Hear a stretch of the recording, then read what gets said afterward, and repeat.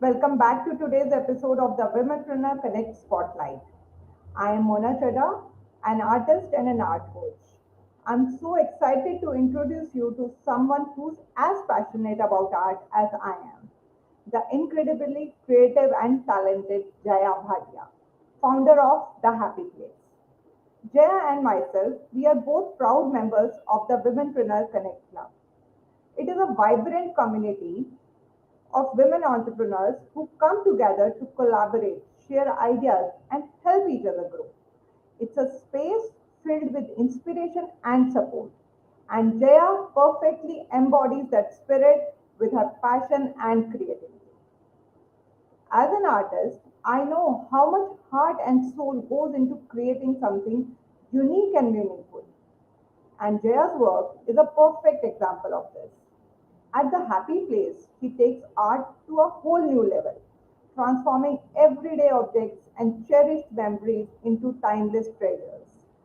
Whether it's a stunning canvas, personalized gift, or bespoke home decor, her creations tell stories that connect emotionally and leave a lasting impact.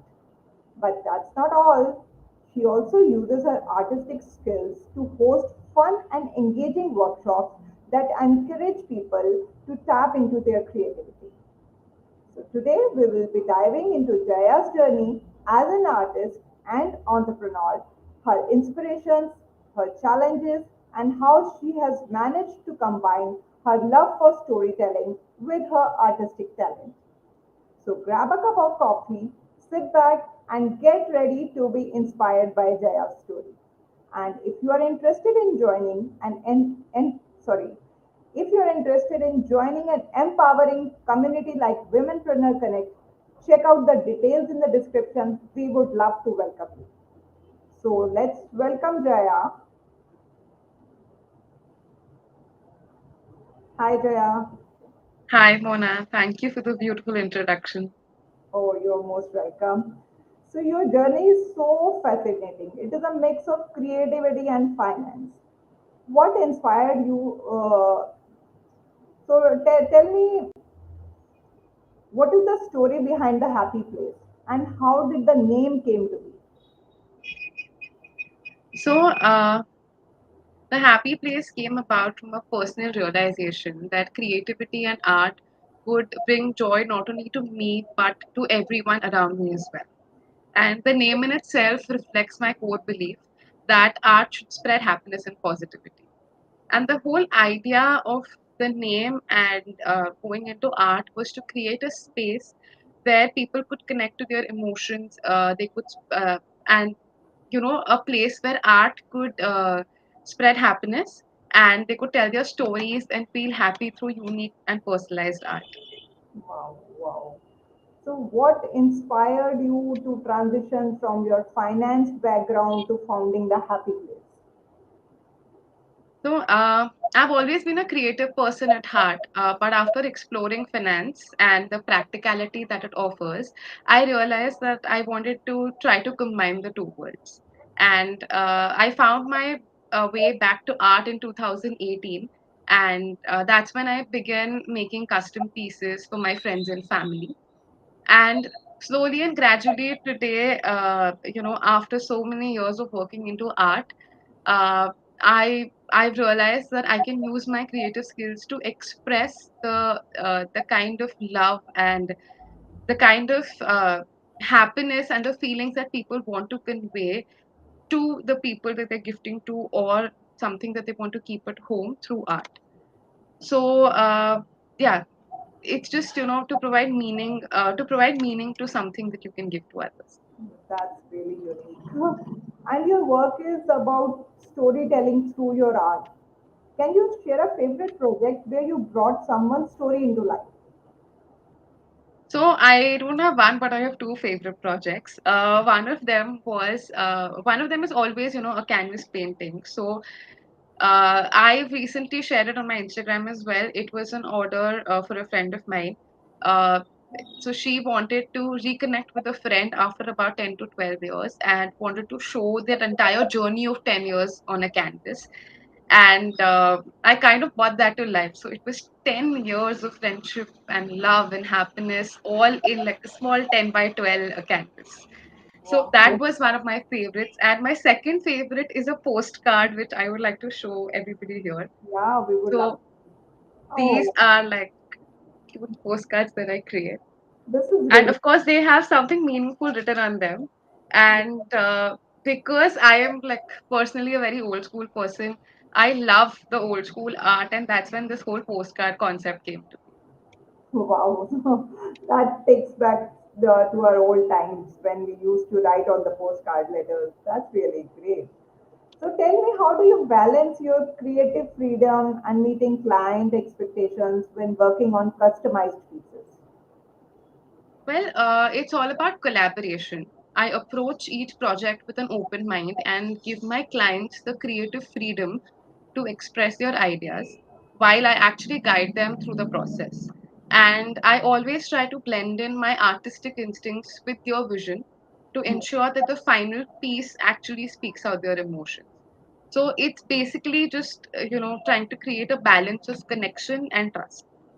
Oh, great, great. And your workshops are known to help people explore their creativity without any boundaries. What is your favorite part about hosting these sessions? The favorite part is, seeing people discover their potential, seeing them discover something that they thought they never had, but it was always inside them. And the way, after they create a piece, the kind of confidence that they gain to express themselves through art, it's truly fascinating. It gives me a reason to continue the work that I'm doing. Good, good. And can you tell us a memorable moment or transformation you have witnessed during one of those workshops?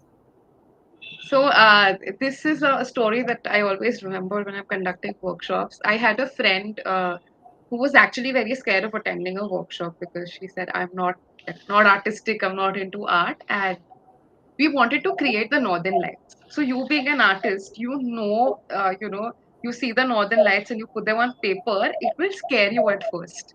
That Yeah, how can I actually, articulate this? yes. But once we went through the process, so this workshop was about 2 to 3 years back. Once she got done with that, till today, I get messages from her. She keeps sharing her artworks. That today we had a function in office, and this is what I made. She made, she painted bottles. She made other canvas arts, and just for herself, it's just like on her desk. So whenever I get that message, it just gives me chills. That somebody who was so petrified of just holding a brush, today she's going on and just creating art for herself. So, Yeah, what better motivation for me than actually looking at somebody embracing their own creativity?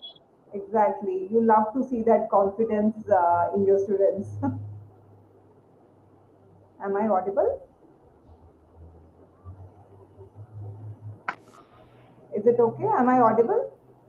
Sorry, yeah, I had some network. Can you please repeat? Yeah, am I audible? Yeah. Okay, okay. So let's come to our next question. You help brands express their value through art. Can you share an example how you have done this and why it's so impactful for businesses today? So, by now, as you already know, that I am more into expressing others' emotions through art rather than expressing mine. So what I do is how I help brands is I actually understand their entire story, understand their brand values, and try to create merchandise that probably they can use in their brand or they can use in their kits or even visual designing for that matter. So I'm going to again share one of my brand products that are very close to my heart. This is for a hair accessory brand called Oflon. And her belief, we all know Rosie. So her belief is that uh, women are beautiful inside out, and her hair accessories just accentuate that part. So one of them is so these are fridge magnets. It says "Hello, beautiful," which is a pun Oh, for beautiful, and this says "You grow, girl." you grow, So girl. Wow. the purpose of this was actually, being a woman, I understand that even if you lose one strand of hair, you are like Oh my God, I'm losing hair. So this one is just to remind you that, in spite of that, you're growing, you're glowing, and this is just for you. So trying to inculcate that into women through Rosie's brand is so these two are like super close to my heart. Yeah, yeah. What's the name of Rosie's brand? Can you tell the audience? It's called Beauflaunt. Go Flaunt. And you created these fridge magnets especially for her brand. Yes. And that, So these are gonna go with that her orders. really So if you want resonates to with receive her. them, you should actually go and follow Rosie as well. Yeah, yeah. So tell me, what advice would you give to businesses looking to use art as a tool for storytelling and connection? Okay. Uh, as I said, art is a very powerful tool that you can use, and it is because it's a direct channel to your emotions. So Yeah. my advice would be to focus on your values and your essence of your brand, and translate that into a visual language, whether Hmm. it's through illustrations, custom designs, or unique merchandise. This art will allow your business to create deeper emotional connections with your customers. And it's not just about making things look beautiful, but also making your audience feel that they're receiving something, and that they feel something when they see your brand. Yeah, yeah, that's true. So, and you have mentioned that you've mentioned that authenticity, connection, and creativity are at the core of your work. How do these values shape your art and business decisions? So authenticity actually means staying true to your emotions and the stories behind each piece that you create. And as you know, I don't make art for myself. I rather make it to express others' emotions and to connect with people at a deeper level. Yeah, And connection is actually everything in my business, whether it's between the art and the viewer, or between me and my client. And I actually use creativity to bring all of this to life. So these values guide every decision, every work, everything I make, right from choosing my material to interacting with my clients to delivering them the final products. So yeah, you just have to define your values and focus on what truly matters. that's really wonderful, Jaya. And what is your vision for the happy place in the next 5 years? So this question always overwhelms me, but I'm going to try to answer that. In the next 5 years, I would want to see expanding the happy place globally, with probably and hopefully a team of artists and storytellers. And the goal is to continue creating personalized, impactful art for individuals and brands, while offering more workshops to inspire creativity to people of all backgrounds. And the main purpose is to help people and help brands connect with their audience in a more meaningful way through art. Yeah, that's really wonderful. And we are both a part of the Womenpreneur Connect Club, right? So, how has being a part of this club helped in your journey? Have you seen any growth in your business? And are you getting some ideas? Or how is it helping? So, growth wise, I've actually seen immense amount of growth. So, uh, as you mentioned, workshops. One of a solid example was that I conducted my first workshop after a sabbatical of almost 4 years, and I was really happy with the kind of response. The best part about this community is how women from different areas, different genres of life come together, and they're just about pushing each other and showing each other the right way. And it all comes through trial and error. And the best part is that all of us are here. When I am trying, you are there. There are other people from the community. Similarly, when you are trying, we are there to push you. And I think that's all you need. Sometimes all you need is one single push, and that push is what you get here, and not just from one person, from an entire community of passionate women. Exactly, exactly. And you have such a unique skill set. You are blending art and finance together. how does your background in finance as a CA, it has influenced your work as an artist and an entrepreneur? So, the background in finance has given me a unique perspective on how to approach my art business strategically.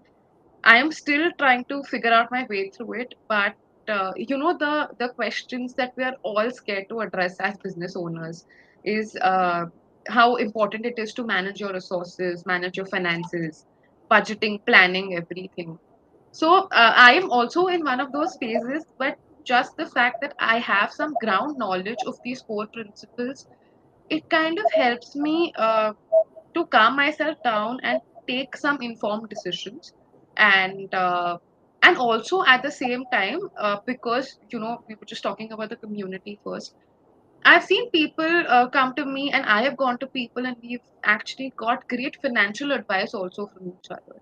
So just yesterday, I was in conversation with one of the team members, and I realized that I forgot to address some of the most important questions in my business, in spite of being in the field of finance.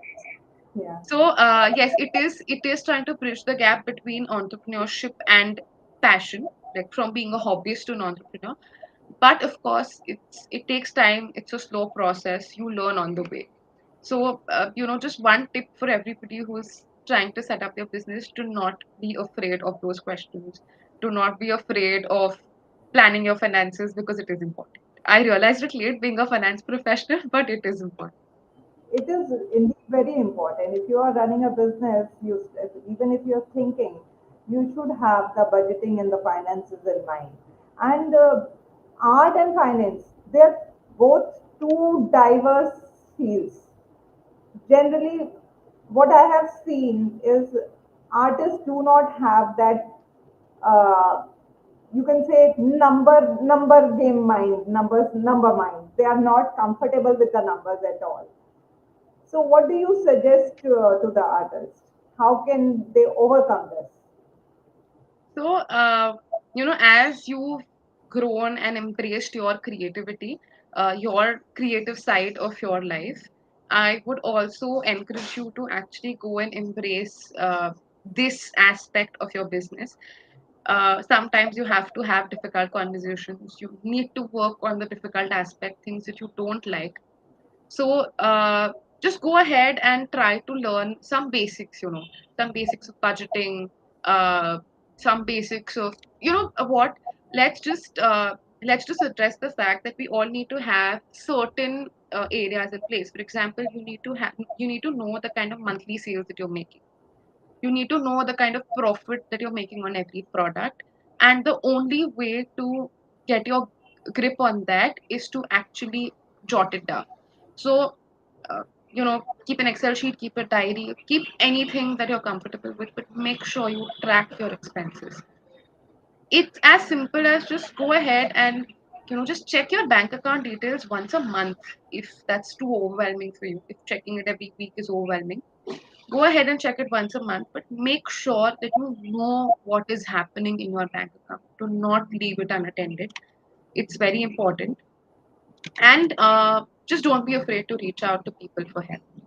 I am sure, see, even if you're not a part of the community, if you're somebody who's joining this live, out of the community, I am sure you must have somebody in your family, in your friends, anywhere to just help you out with your finances, to just help you start. So go ahead, do not be afraid to take that step. Just make sure that uh, just make a small call out for help if that's needed. As we all know that you are also into mindset coaching now. So, does managing your finances have a, anything to do with the mindset also? Like people are generally afraid, scared to go into the finance side, mostly the creative people. So, does the mindset play a role in this? Definitely, it definitely does. So, uh, to share my personal experience, I have always been scared to ask for a certain price for my products, even though I feel that I deserve it. And eventually, the moment I started working on my mindset, the moment I realized the kind of value I was providing to people, I have slowly and gradually started to work on my finances and ask for a price that I feel is fair to me, to compensate my efforts, Hmm. and something that is fair to my client, something that they are paying for. So, this is how mindset helps you to first understand your own value, your self worth, the value that you are getting to the table, and then eventually, again, it's all about writing it down. It's all about noting down. Just note down the kind of expenses that you're making. What value do you think? Hmm. Again, it's very important. One thing is find out your per hour rate. If you're in the service industry or if you're an artist like both of us, try to find out the rate that you are worth per hour for every hour that you're putting in. Exactly. See if you can actually take that amount out for yourself from your business, because eventually uh, passion will work for a certain limit. You need to pay yourself. You Yeah. cannot work without money. You need to pay yourself. So make sure that you are motivated enough, you are getting enough money to pay yourself, you are getting a decent amount of profit to run your business, to make sure the cycle is going. At the same time, you're charging your clients something that they feel that your product is worth and you feel that your product is worth. So try to create a balance, but initially just try to work on your mindset. Remember that your worth is not defined by money, but at the same time, money is also important. Right, right. And yeah, joining this Womenpreneur Connect Club, it is teaching us a lot of things because there are so many people, so many women entrepreneurs who are in the different field of business. They have their own niche, and we are learning so much from each other, right? Right. So thank you, Jaya, so much for sharing your inspiring journey and insights. And before we go, tell us where people can find you and how they can get involved with the Happy Place, be it workshops or their custom projects. So you can find me on my Instagram channel. It's called The Happy Place. You can send out an email, thehappyplace@gmail.com. All of the details are mentioned on my Instagram channel. And you can also connect with me through WhatsApp. Again, Instagram is going to redirect you to my WhatsApp. So yeah, that's probably the easiest way to reach out. Yeah, yeah, yeah. Thank you so much, Jaya. It was a pleasure having you here. Thank you. And to our audience, thank you so much for joining us today. Although we had some glitches yesterday also and today also, we are so very sorry for that. And if you love this conversation, don't forget to subscribe, hit the notification bell, and check out Jaya's amazing work on Instagram. Let's keep celebrating creativity and the stories it brings.